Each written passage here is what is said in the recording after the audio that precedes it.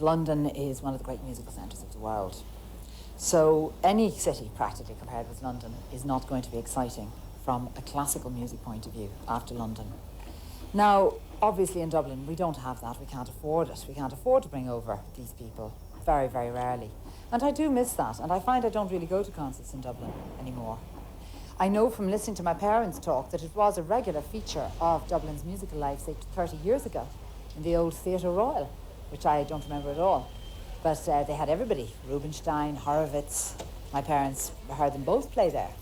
And I don't think that it would be impossible to turn Dublin into a music centre because it's so close to London. Yeah. I must say I love living in Dublin.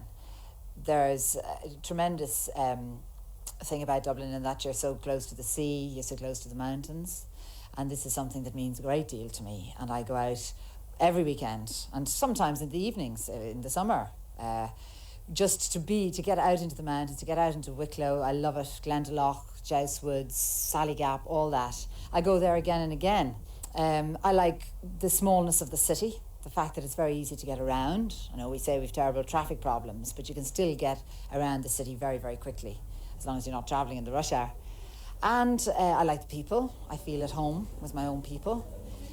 And all that is very good. I like to go down O'Connell Street on a Saturday night, go to the movies, eat in Bessoff's, fish and chips, whatever.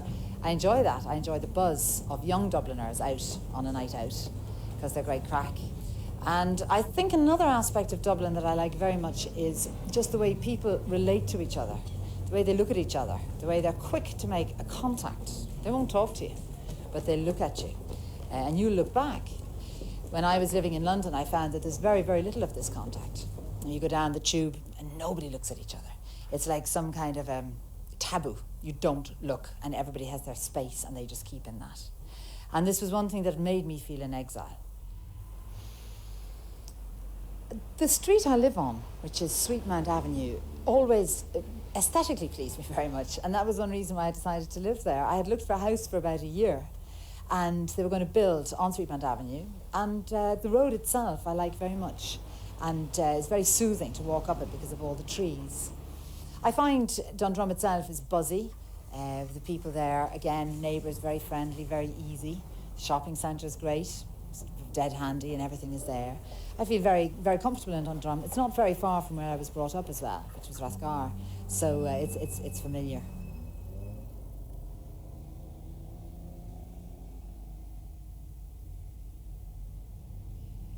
The social life of Dublin is very rich. It's something that I've never really participated in greatly. I don't go to nightclubs. I've never been hardly down Neeson Street. A little bit in recent times, since Classical Graffiti started, because a lot of the musicians are, well, for a start, a lot of them are younger than me. They've got great energy. They love to go out and have a good time late at night. So I found myself in some strange places since I started this orchestra, but would never choose to do it myself. Would only go into pubs if I was meeting friends. So it's very much my own social life is centred around my friends. If I go out to meet them, that's fine. But I won't deliberately go out looking for it. But I'm well aware, if I was ever lonely, and I mean at times it has happened where I might just take myself off to a drink down in a local, and I enjoy the buzz around, because Dubliners are full of vitality when they're out for a night.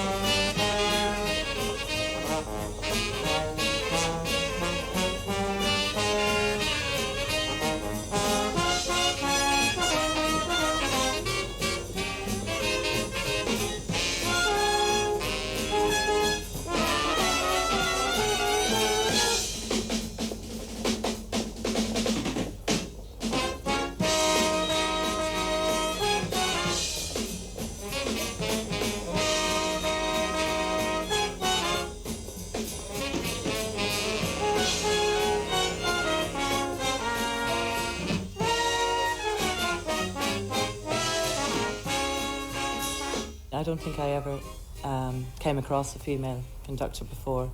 It can be a little bit difficult, I think, sometimes with a woman conductor, but it seems to work out much better now that people have got into the way of it over the year.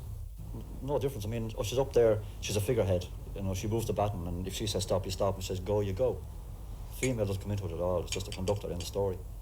I think it presents a different angle for, from a publicity point of view, because she is the only professional woman conductor in Ireland. And I always thought that that was a good angle for newspapers to hitch onto, and they have. I believe that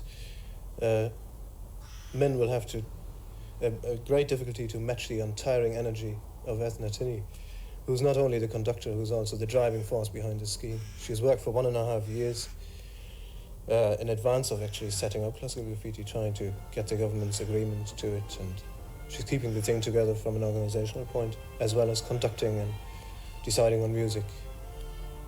No problem with a woman being the driving force.